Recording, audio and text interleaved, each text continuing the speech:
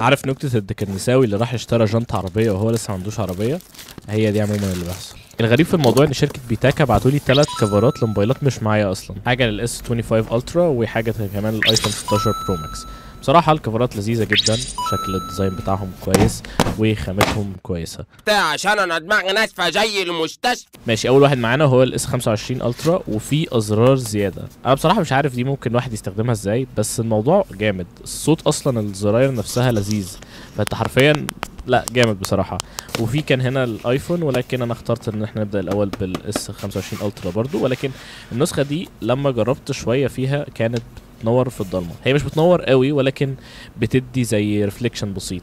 اما ده بقى كان اجمد ديزاين عجبني بصراحه، وهو لل 16 برو ماكس.